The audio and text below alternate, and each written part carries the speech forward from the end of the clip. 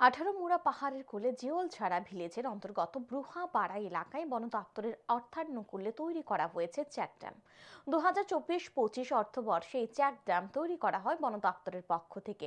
এই এলাকায় মিজোরাম থেকে আসা রিয়াং শরণার্থীদের মধ্যে থেকে 440 পরিবারকে পুনর্বাসন দেওয়া হয়েছে। পুনর্বাসনের পর থেকে এলাকায় একের পর এক উন্নয়নমূলক কাজ চলছে। বন দপ্তরের আমবাসা রেঞ্জের অন্তর্গত এই জায়গাটি চেক ড্যাম তৈরি করার মূল উদ্দেশ্য হলো এলাকায় জলের সমস্যা কিছুটা সমাধান করা এবং তাদের মাছ চাষের মধ্য দিয়ে স্বাবলম্বী করা।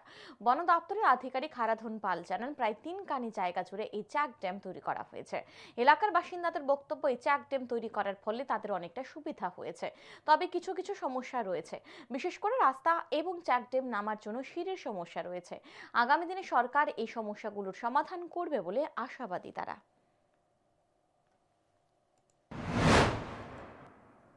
एग्रीकल्चर डिपार्टमेंट से भी हमने बात किया था, लेकिन उनकी तरफ से अभी तक अलग से मिला नहीं है।